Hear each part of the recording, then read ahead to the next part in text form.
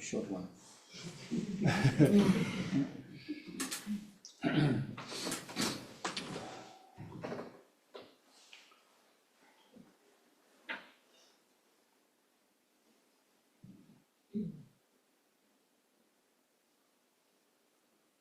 Omo namo menzo shiriye, nama su shiriye, nama ue dharma shiriye su. Omo namo menzo shiriye, nama su shiriye, nama ue dharma shiriye su.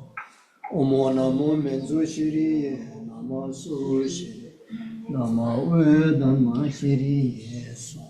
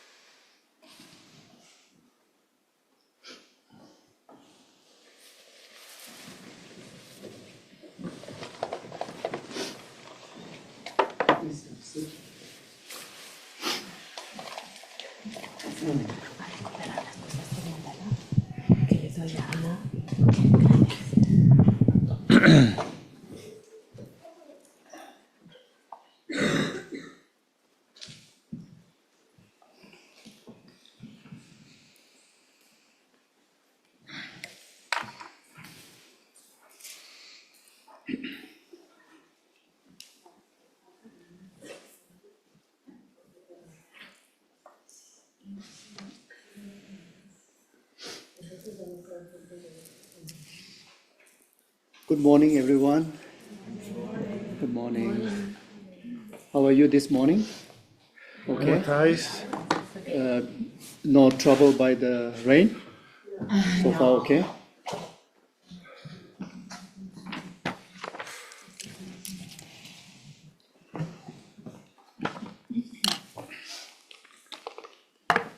Okay, so we start with short mandala offering. Vamos a comenzar con un ofrecimiento corto del mandala. Then after that, refuge and bodhicitta prayer. There you refresh your refuge practice in Buddha Dhamma Sangha, as explained last night. Usually, those of you who were not there last night, basically,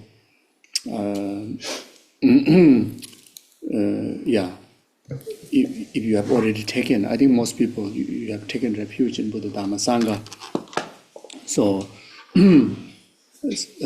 reflecting on the qualities of the Buddha Dhamma Sangha, then there you strengthen, your refuge practice, which already you have. If in case there are any individual who have not taken refuge, simply acknowledge your innate nature is Buddha nature, your true being is Buddha being, and as long as you nurture that with positivities, it will eventually become no different than the Buddha. So simply have that trust. And then on the basis of that, generate bodhicitta motivation, dedicating one's life in the service of virtue, in the service of sentient being, starting from your own, yourself, your family members. Then in particularly, dedicate this very life and this very session to be most meaningful for their purposes. Y comenzamos entonces con las oraciones de refugio y bodhicitta. Los que estuvisteis ayer, simplemente recordar lo que hablamos. Ayer estuvimos hablando extensamente sobre el refugio, entonces lo recordamos. Creo que la mayoría de los que estáis aquí habéis tomado refugio, entonces simplemente recordarlo. Los que no habéis tomado refugio, pues podéis reflexionar en que vuestra verdadera naturaleza es la naturaleza búdica. Digamos que si confías y fortaleces eso que ya está en tu corazón, al final será indistinguible de Buda. Entonces, con esa confianza, nosotros vamos sobre esa base de refugio, generamos el pensamiento de la bodhicitta, que es un pensamiento virtuoso, que lo que piensa es en beneficiarnos, primero a nosotros mismos, pero también a todos los demás, empezando por nosotros, nuestra familia, etcétera, hasta abarcar a todos los seres. Entonces, con esos dos pensamientos de refugio y bodhicitta, comenzamos la práctica. Primero vamos a hacer el ofrecimiento de mandala.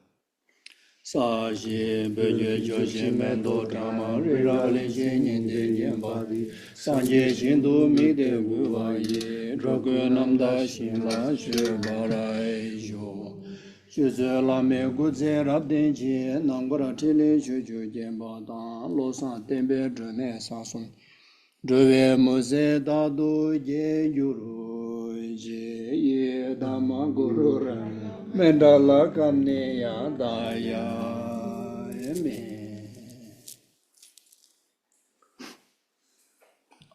Okay. Thank you so much. Thank you. Okay.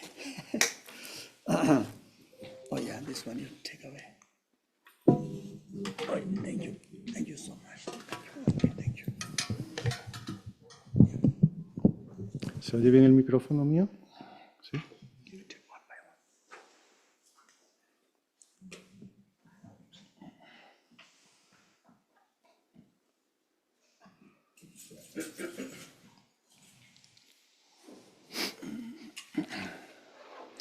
Maybe you can, okay, yeah, you can put here. Oh, yeah. Sangye Chodang Tsoji Chona La Chanchu Badu Dane Kya Sonche Daji Chushe Jibe Sonangi Rola Benje Sangye Drubarai Jo Sangye Chodang Tsoji Chona La Chanchu Badu Dane Kya Sonche Daji Chushe Jibe Sonamgi Rola Benje Sangye Drubarai Jo Sangye Chodang Tsoji Chona La Chanchu Badu Dane Kya Sonche Daji Chushe Jibe Sonamji Dola Penjire Sanje Drubarai Sho. Yeah, so then I will recite the verses to pay salutation to Guru Shakyamuni Buddha. Then after that, verses to pay salutation to many gurus. Ahora voy a recitar las estrofas para saludar, para rendir homenaje a Buda Shakyamuni, y después recitaré las estrofas para rendir homenaje o saludar a los maestros del linaje. So this is very much what we're going to do here during the course, and the main purpose of myself being here, yourself coming to this course, is very much to be understood, to actualize spiritual blessings into our spiritual continuum, the continuum of the Dharmakaya, which is our spiritual potential, Buddha potential. So we are not here for any mundane fun gathering. I hope there's a nice snow. Maybe we can have some snowball fun. But otherwise, in rain, I think there's nothing we can do. If it's a summer, then I think we can play in the rain. But unfortunately, it's quite cold. So no fun, and that's perfect. That will supplement to the main purpose, why we are here. So for that purpose, whatever Dharma we discuss, it has to be well examined, not just someone human, how intelligent the human being can be. Mostly it's hallucination. So can go many wrong.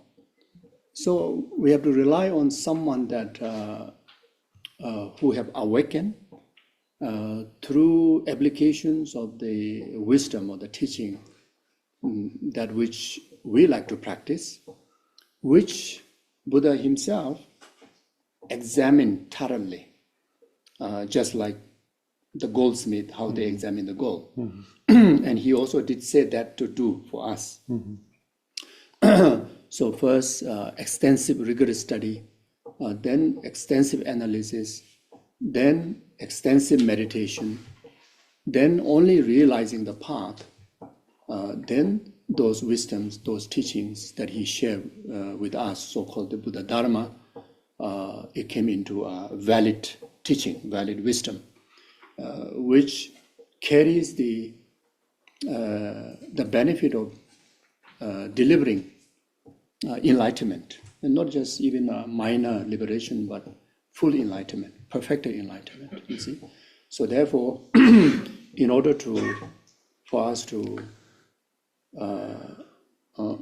structure our motivation, our purpose of engaging in the Dharma learning,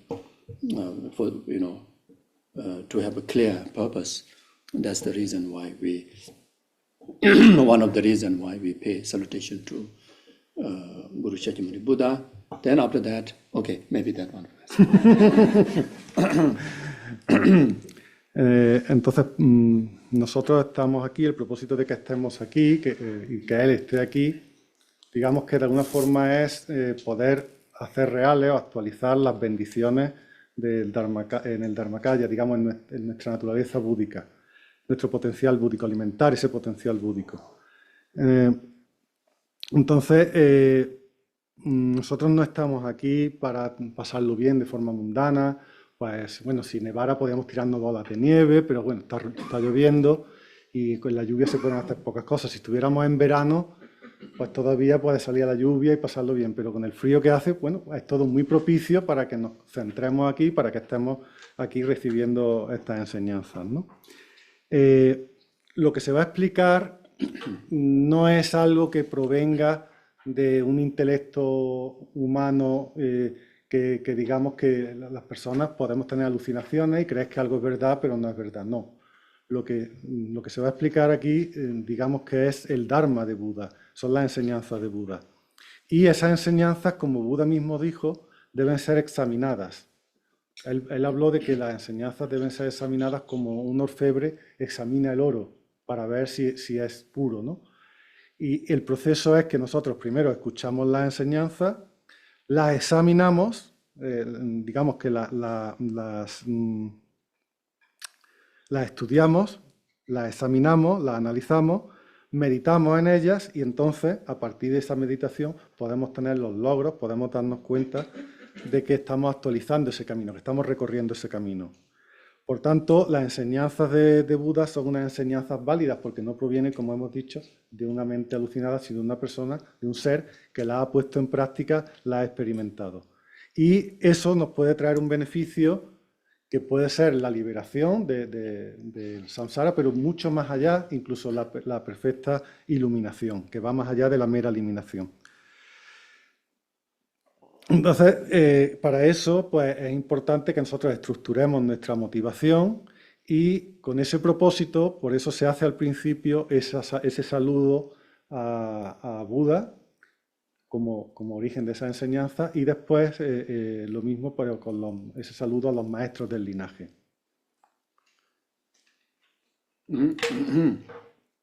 Yeah. Then paying salutation to lineage gurus,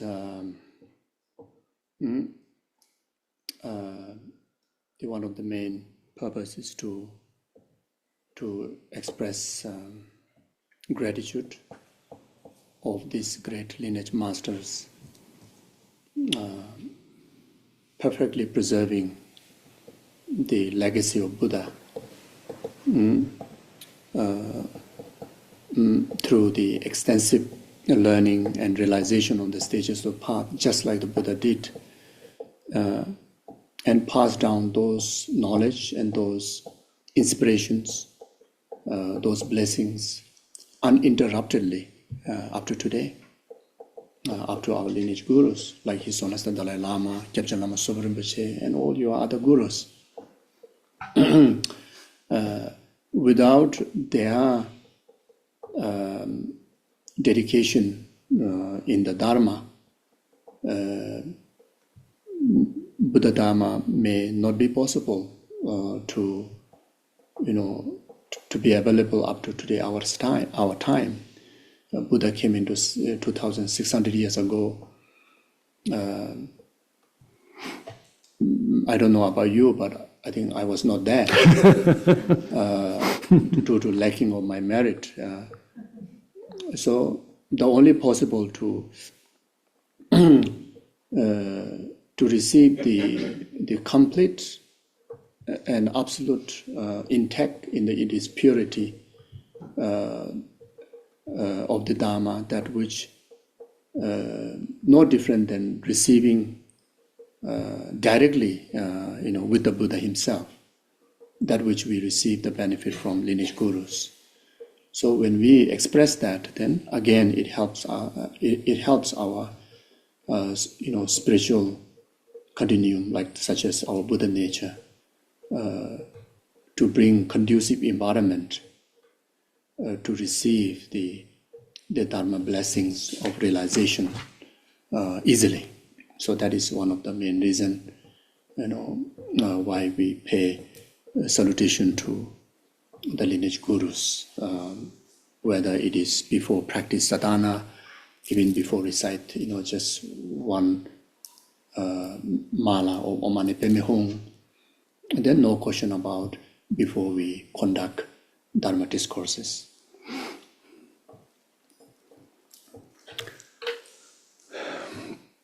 ¿Cuál es el propósito de hacer ese saludo a los maestros, a los grandes maestros del linaje? Pues expresar nuestro agradecimiento a que ellos han podido preservar de forma intacta y pura todo ese linaje desde Buda, desde el propio Buda, ¿no?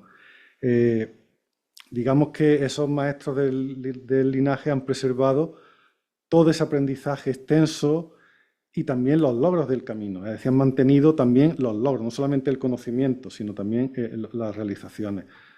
Y, por tanto, recibirlo de ellos como si lo recibiéramos del propio Buda. Esas bendiciones han pasado de forma ininterrumpida, esas bendiciones, esos logros, de forma ininterrumpida. Y maestros, por ejemplo, como Lama Zopa Rinpoche o su Santidad Dalai Lama, expresan, son ese linaje ininterrumpido. Son los receptores de ese linaje ininterrumpido y tenemos que pensar que si ellos no se hubieran dedicado en cuerpo y alma al Buda Dharma, al Dharma budista, pues eso no habría llegado hasta nosotros. Buda vivió hace 2600 años y que yo sepa, no sé, yo no estaba allí, no sé vosotros, porque no tenía los méritos suficientes para estar en ese momento. Entonces, ¿qué pasaría si no se hubiera preservado ese linaje? Tenemos ese beneficio, ese gran beneficio de que recibir estas enseñanzas de los maestros es como si estuviéramos en esos tiempos de Buda, como si lo hubiéramos recibido del mismo Buda. Por tanto, no es diferente. Recibir estas enseñanzas de los maestros de linaje no es diferente de recibirlo del propio Buda.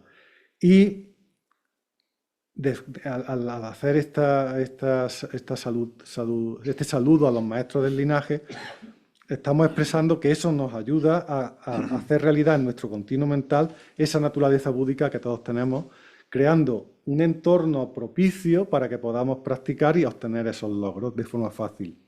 Y esto se suele hacer pues, antes de cualquier sadhana, de practicar cualquier sadhana, incluso recitar un mala de un Mani Padme Hum.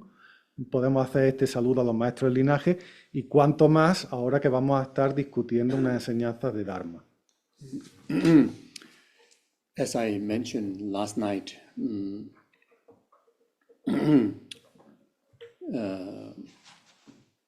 the purpose of practicing Dharma never should be for the purpose of worldly concern, benefit of 8 worldly concerns. Never should be a purpose for mundane and this very lifetime's purposes. If that happens, then Dharma will not become cause of liberation, enlightenment. It will not even benefit to the mundane purposes. But if our motivation, if our purpose is truly for enlightenment, liberation, benefit beyond this lifetime's mundane and worldly concern, then even the minor practice of teaching, even just as I mentioned yesterday, even just taking a practice of refuge, it has the benefit of bringing immense of happiness of higher rebirths, pure lands, and not only that, it protects our mind even within while we are in samsara. Even in our day-to-day life, our mind will be well protected from the intrusions of harms, intrusions of such as like spirit harms, elemental harms, even human harms. Then most of all, it protects us from harm of delusions, and so that you can enjoy from the very start of the journey in Dharma practice. Even you as a beginner, you start to enjoy inner peace. You start to enjoy genuine happiness, even in samsara. When you have the correct motivation and when you practice how you're supposed to practice, even as a beginner,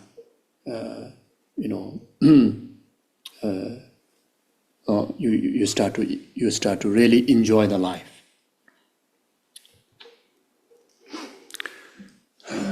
Como dijimos anoche, digamos que el propósito para esta enseñanza, para lo que estamos haciendo, no deben ser un propósito mundano, las 8 preocupaciones mundanas, o pensando en esta vida, en la felicidad de esta vida, porque si ese es nuestro propósito o nuestra motivación, entonces el Dharma no nos va a traer el beneficio de la liberación ni de la iluminación. Y ni siquiera nos va a beneficiar a nivel mundano. Tenemos que pensar que el propósito tiene que ir más allá de esta vida, de los 8 dharmas mundanos, de las prácticas mundanas, si queremos alcanzar esa liberación o esa iluminación. Incluso una práctica tan elemental o tan básica como puede ser el refugio, si somos capaces de generar el propósito adecuado, nos puede traer muchos beneficios. Nos puede traer, por supuesto, hemos dicho, el beneficio de la felicidad en futuros, digamos, renacimientos. Nos estamos asegurando que vamos a tener un renacimiento superior, no vamos a renacer en los reinos inferiores, o incluso podemos renacer en una tierra pura. Y eso, además, mientras que estamos en samsara, va a proteger nuestra mente. Va a proteger nuestra mente a nivel diario, en el día a día, pues de cualquier tipo de daño, ya sea un daño causado por espíritus, por los elementos, por otros seres humanos. Y, por supuesto, nos va a proteger del daño que nos pueden traer los engaños. Y eso significa que ya desde el principio, para un principiante, esta práctica del refugio ya nos va a traer un beneficio, nos va a traer mucha alegría, nos va a traer paz. Y si nosotros somos capaces de generar esa motivación adecuada y practicar como debemos practicar de la forma correcta, pues eso va a traer, digamos, mucha alegría, mucha felicidad a nuestra mente. Again, as I mentioned yesterday, if your purpose of practicing Dharma, learning Dharma, meditating on Dharma, the journey, the special journey is for worldly and temporary benefit, then we won't achieve even physical comforts, emotional, those cloudy emotional kind of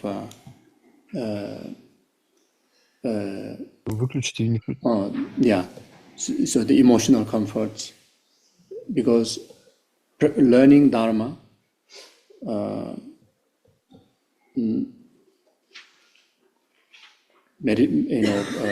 doing meditations, doing retreats, and stay consistent in the practice is not easy.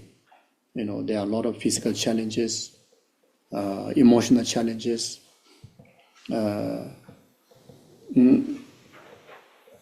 It's not a solution for physical comforts or the gross emotional comfort.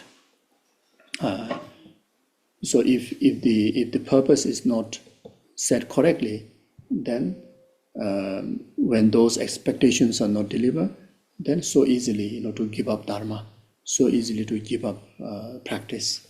But if you know the real purpose of the Dharma, then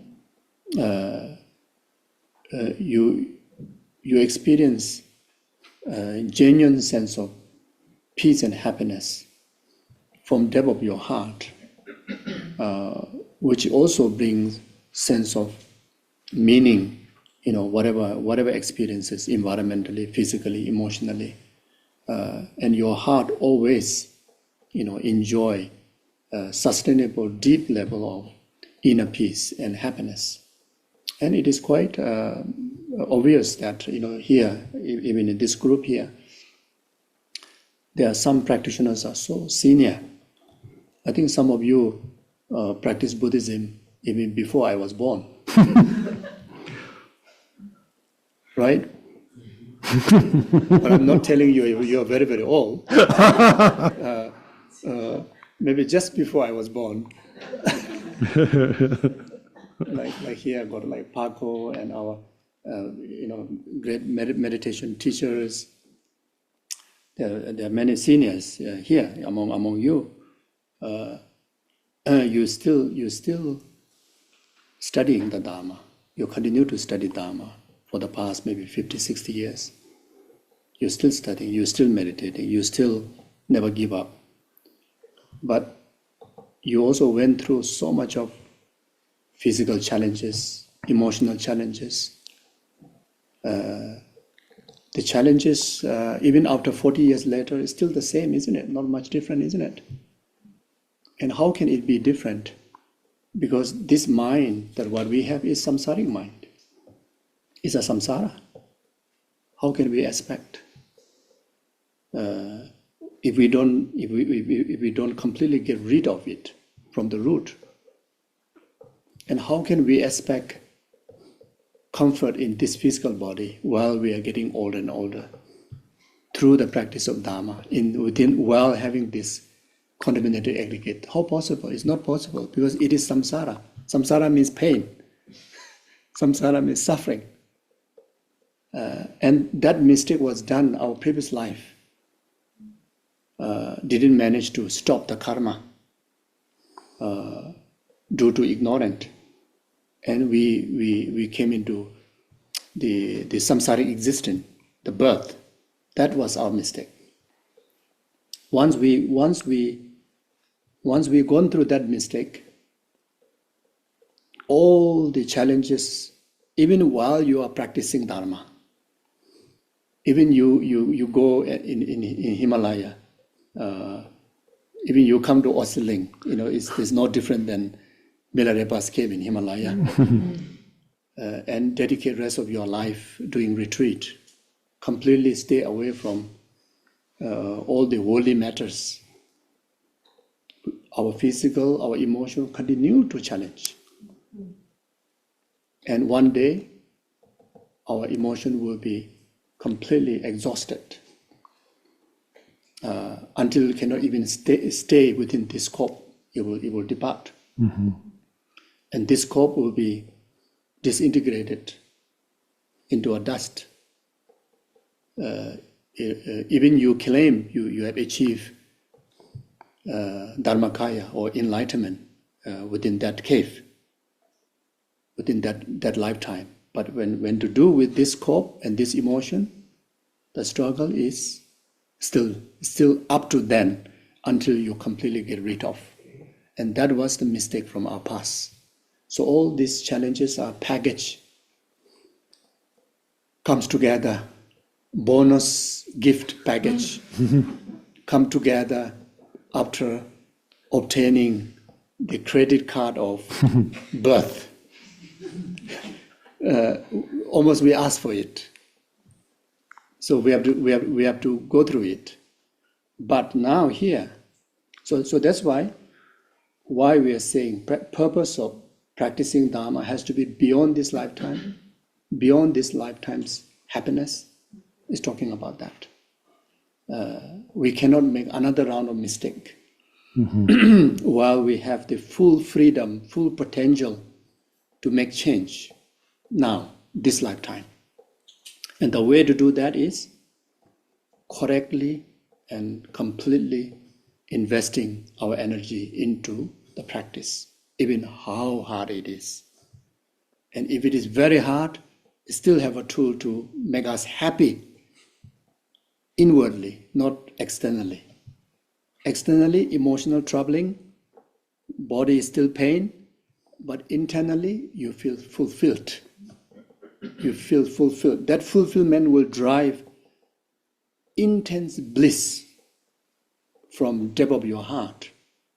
And of course, if that blissful supplemented by a good level of concentration, then once in a while you can stay away from even feeling of pain emotionally and physically. You can do that.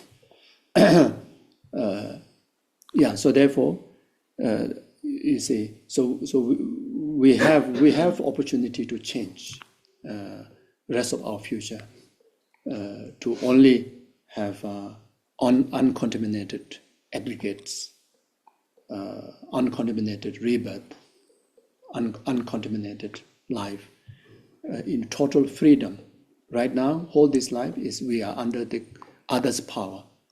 Even though we say we are in a free world, we are in a freedom world, isn't it? And especially we now and then say, I want, how can you tell me something? I'm in the free world, but actually not. We are completely under the regime of karma and delusion. We are completely bound by others' power. We don't have freedom, honestly speaking. But we have the opportunity to bring revolution to that and gain a total control over your life, total control over your being. So that's the That's the reason why we are practicing Dharma. It's okay? It makes sense? Okay. If not, later we can debate.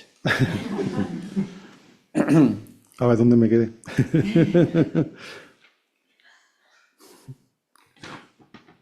Ayer estuvimos hablando del propósito de aprender, practicar, meditar el Dharma, ¿no? Entonces, digamos que el viaje que hacemos, si es mundano, solo va a traer un beneficio temporal. No vamos a conseguir, digamos, esos conforts, esa comodidad o ese bienestar físico, emocional, que sí podemos tener si aprendemos el Dharma, lo meditamos, hacemos un retiro, practicamos con constancia. Pero eso ya sabemos que no es fácil, porque esa práctica del Dharma sostenida a lo largo del tiempo, pues a veces surgen retos, ¿no? Retos físicos, emocionales. Entonces, digamos que el Dharma no es una solución para conseguir esa comodidad física o a nivel burdo emocional, ¿no? ¿Cuál es el tema? Que si nosotros practicamos el Dharma con esa expectativa de que eso va a resolver nuestros problemas mundanos, va a traernos bienestar físico, emocional y demás a nivel burdo, como esas expectativas no se van a satisfacer, pues vamos a abandonar el Dharma, vamos a dejarlo, porque no está cumpliendo con nuestras expectativas. Por eso es importante conocer el verdadero propósito. El verdadero propósito es conseguir una paz y una felicidad genuina en lo profundo de nuestro corazón. Y además, eso le va a dar sentido a cualquier cosa que podamos experimentar. Es decir, si durante tu práctica, durante tu camino, tú experimentas esos retos que hemos dicho antes, si tú eres un practicante, si tú estás practicando, le vas a ver un sentido a esas dificultades que tú estás experimentando. De alguna forma las vas a integrar en el camino. Aquí ahora mismo hay practicantes antiguos, ha nombrado a Paco, hay otras personas que llevan muchos años practicando. Incluso antes de que yo naciera. No es que os esté llamando viejos, sino que, bueno, que es verdad, ¿no? Que hay personas que están todavía aquí estudiando el Dharma, practicando desde más de 50 o 60 años, ¿no? Y sin embargo no han abandonado, siguen ahí, pero también siguen experimentando esas dificultades físicas y emocionales. Digamos que posiblemente sigan experimentando las mismas dificultades físicas y emocionales de siempre. Es decir, eso posiblemente no haya cambiado. ¿Y por qué no ha cambiado? Porque si nuestra mente es samsárica, si estamos en samsara, ¿cómo vamos a esperar que las cosas sean diferentes, ¿no? Si no nos hemos liberado de la raíz de esos problemas, no vamos a conseguir más comodidad física y emocional, porque además físicamente nos estamos haciendo mayores, con lo cual el cuerpo nos va a presentar todavía más dificultades. Decir samsara es sinónimo de decir dolor, decir sufrimiento. ¿Y por qué se da eso? Bueno, pues porque en la vida anterior, de alguna forma, cometimos el error de no detener el karma. Entonces eso nos ha arrojado a esta existencia samsárica. Y podemos plantearnos practicar el Dharma, podemos venir a Oseling, podemos retirarnos, dedicar nuestra vida entera ya a la práctica, que no va a ser diferente, venir a Oseling no va a ser diferente de lo que hizo Milarepa yéndose a su cueva, ¿no? Entonces, aunque nos retiremos de los problemas del mundo, yéndonos de retiro, podemos tener la expectativa de decir, bueno, pues si me voy de retiro, me estoy alejando de todos los problemas mundanos. No es así, va a seguir teniendo otro tipo de dificultades físicas, emocionales y demás. Es decir, hasta que no, digamos, y eso nos va a llevar incluso a que llegue un momento que dejemos este cuerpo, ¿no? Es decir, que cuando llegue el momento de la muerte, pues podemos seguir teniendo esos problemas, ¿no? A no ser que en ese momento hayamos practicado y consigamos el Dharmakaya, todo viene junto. Es decir, el hecho de renacer en Samsara es como un paquete, ¿no? Como estos paquetes en los que cuando tú contratas una cosa te viene todo lo demás como un bono, ¿no? Por tanto, y lo que va a pasar es que va a tener como otra tarjeta de crédito que es otro renacimiento. Como te dan crédito otra vez para volver a repetirlo. ¿Y qué nos tenemos que plantear entonces? Pues que si el propósito no va más allá de esta vida, de esta vida que estamos viviendo, vamos a seguir repitiendo ese ciclo indefinidamente, ¿no? Vamos a cometer otra ronda de errores. Lo mismo que el error de la vida pasada nos ha hecho que sigamos bajo ese poder del karma y de los engaños, pues si no practicamos intensamente, estaremos cometiendo el mismo error para la próxima vida, ¿no? Y digamos que el propósito de esa práctica, por tanto, debe ser hacia adentro, hacia conseguir una felicidad interior, y aunque haya dificultades, no estamos buscando una felicidad externa, sino una felicidad interna, digamos, una satisfacción, una completitud. Y eso nos va a dar gozo, nos va a dar un gozo interno. Y si nosotros somos capaces de complementar o suplementar ese gozo con la concentración, tendremos la oportunidad de salir de ese dolor. Digamos que tenemos ahora mismo la oportunidad de cambiar el futuro.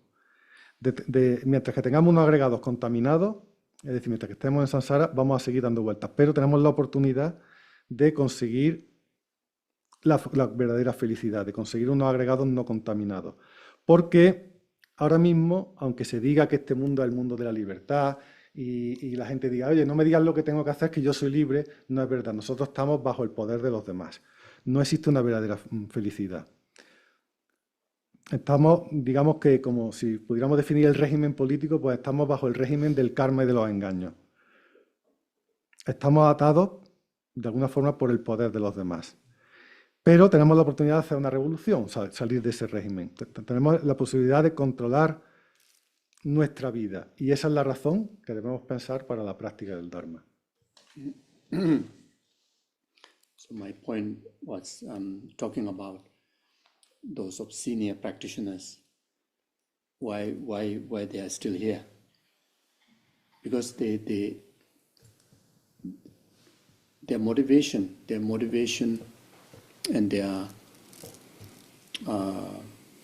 purpose was set correctly towards encountering the Dharma and practicing the Dharma. And despite all the challenges, they still enjoy the journey.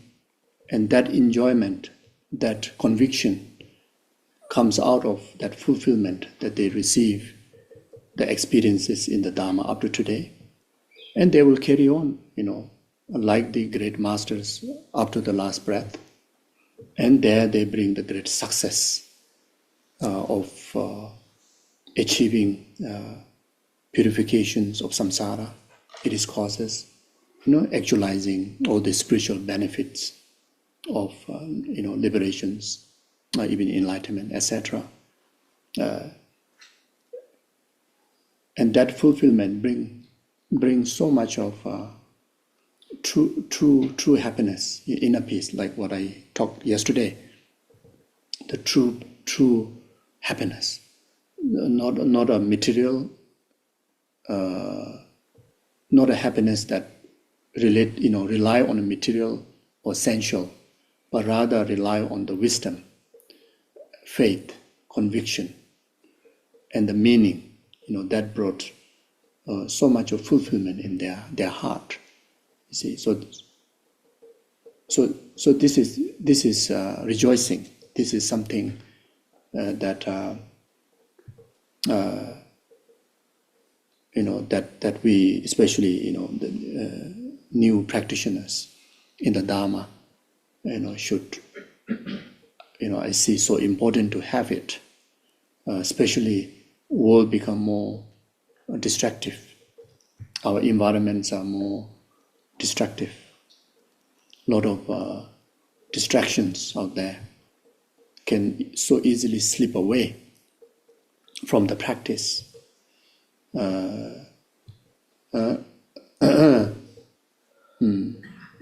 And due to the environment we live, our patience towards the practice also become lesser than in the past.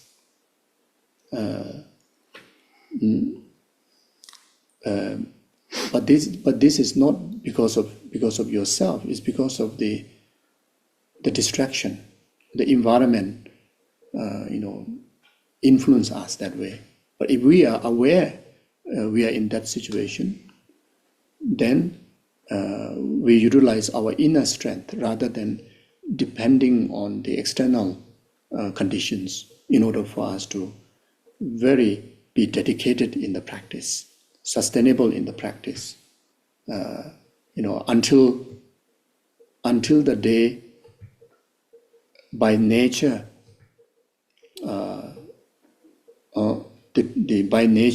the conclusion of the samsaric aggregates comes in, at least the gross samsaric aggregates comes to the end, which is the death.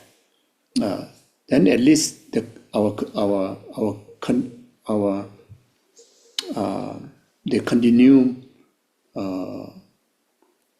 continuum being can able to progress to the higher level of rebirths, higher or greater conducive environment to practice, even in case we didn't manage to attain enlightenment at the end of this cycle of life. ¿Por qué he mencionado antes que hay personas antiguas? Bueno, porque es importante que reflexionemos en que si esas personas siguen estudiando, practicando el Dharma, a pesar de todos los retos que han podido pasar, es porque ellos establecieron bien su motivación, su propósito, establecieron de forma correcta ese propósito. Y también pues porque de alguna forma tienen esa convicción en el Dharma que surge de haber tenido o de haber completado, tener una experiencia satisfactoria de esa felicidad o esa paz interior que nos proporciona el Dharma, que no es una paz, una felicidad que dependa de lo material o de los placeres sensoriales, ¿no? Sino que hay algo mucho más profundo que más bien confía o que se basa en la sabiduría, en la fe, en la convicción de haber encontrado un significado en su corazón. Y para los nuevos, y me parece entender que se incluye ahí como nuevo, eso debe, digamos que debemos sentir un regocijo por eso, ¿no? Porque esa motivación, ese tipo de propósito, esa capacidad de continuar por haber tenido esa experiencia, es algo que sería importante tener, ¿no? Especialmente hoy día porque el entorno, las circunstancias exteriores, digamos que son... hay más distracción en el entorno, es decir, son más propicias para que abandonemos la práctica. Este entorno hace que, por ejemplo, que tengamos menos paciencia con las dificultades.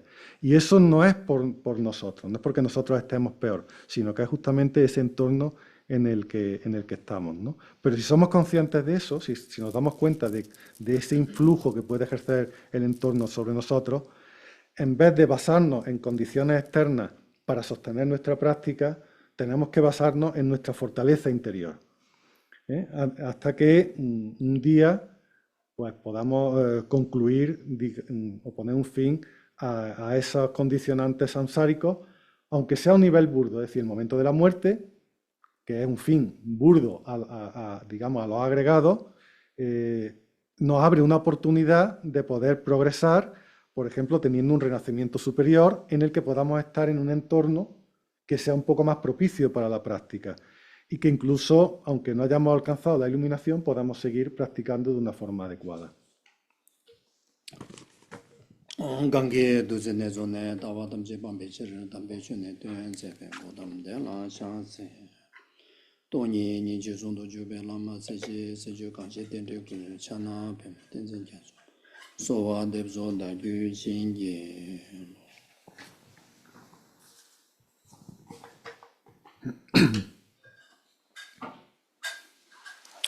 Okay, thank you. Gracias. So maybe no need to do the usual initial breathing meditations, because I think being in Oseling itself is meditation. Entonces, quizás no sea necesario hacer la meditación inicial, ¿no? Para establecer la mente, porque ya estar en Oseling es como una meditación. Yeah.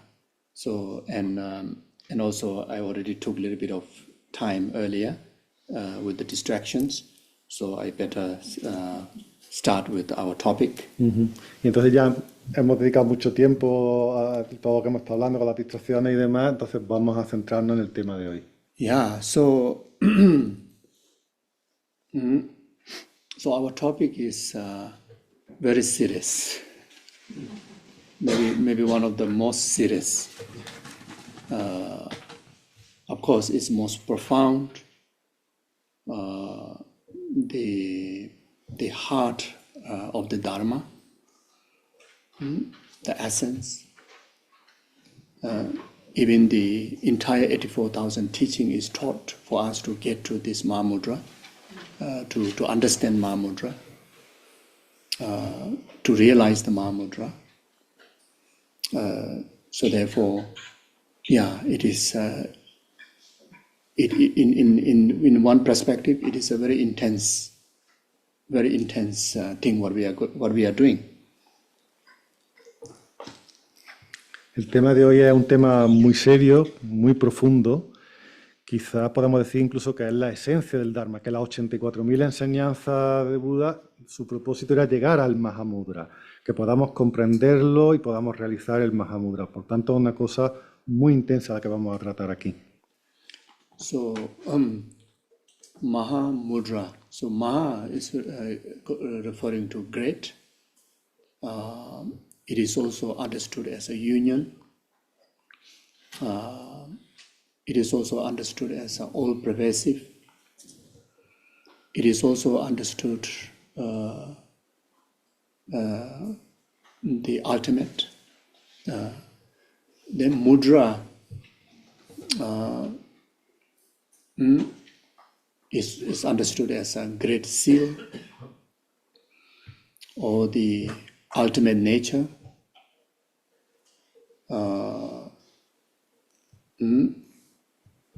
Absolute being.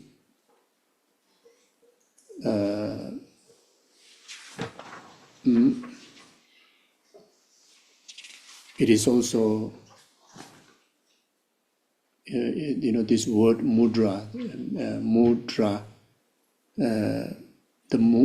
The first letter is referring to primordial wisdom of emptiness. The the second letter, referring to liberation from all the limitations, like contaminations or ordinariness.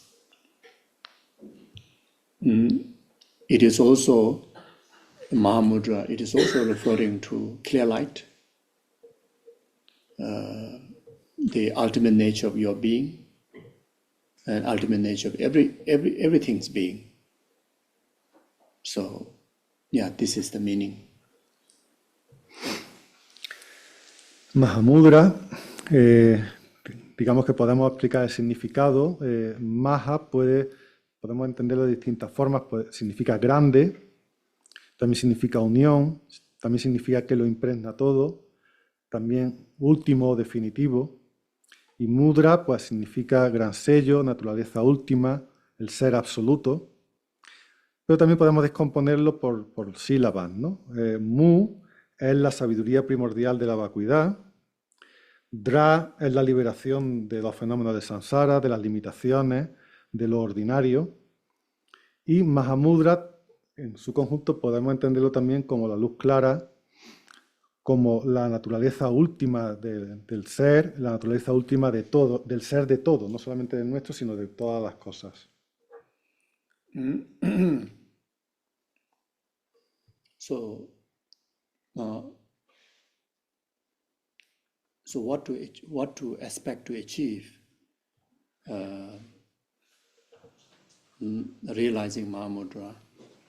There are 3 points. 3 points need to arrive. 3 points need to achieve.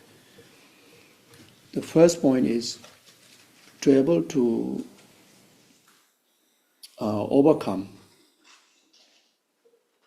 the entire inherent substantial basis from your view towards entire existence. So you need to eradicate, get complete rid of seeing, perceiving, apprehending, understanding of free of inherent substantial, not just free of substantial, not just free of substantial lacking, but free of inherent substantial lacking, or in other words, free of inherently existent base to the entire existence, start from the self-identity and the identity of rest of the phenomena. That's the first thing, to be achieved in order to achieve Mahamudra. ¿Y qué debemos esperar alcanzar si alcanzamos el Mahamudra? Pues tres cosas. La primera es que tu visión de toda la existencia se libere de percibirla o de entender la base como que existe de forma inherente y sustancial. Es decir, que no solo, a dos niveles, de uno mismo y de todos los fenómenos. Por tanto, superar esa visión de que percibe las cosas como que existen de forma inherente y sustancial. Tienes que eliminar esa visión de la base de tu visión de toda la existencia. Now the second to be realized and achieved is completely overcoming the elaboration, the conceptual elaborations onto any existence, including on self, on phenomena. You establish existence like I, you, table, but you're able to establish lacking of any elaboration, needed any elaboration to establish the existence of I, existence of phenomena. Total lacking of elaboration, total lacking of characteristic. For us, yeah, I will explain later, but this is the first thing. So you overcome your conceptual elaboration that things where you label. That you label. Yeah. So you need to completely come to able to label, able to define existence, like define I am existent, not dependent, not free of any elaborations, conceptual elaborations, conceptually establish elaborated base, in other words. Usually we talk about, in order to label, we need correct base. Yes, that is fact. But here, you need to overcome the elaborated base, which is simply meaning conceptually established base. So you perceive directly the base. It's very much like that. Okay. A ver si soy That's capaz even much easier. A ver si soy capaz. Entonces, lo segundo es que tenemos que superar las elaboraciones conceptuales con respecto a cómo existe tanto el ser, uno mismo, como los demás fenómenos. Es decir, que seamos capaces de superar la elaboración conceptual que nosotros hacemos para denominar los objetos o el propio ser. Yo le he preguntado, ¿eso significa entonces que cuando tú ves una mesa o ves algo,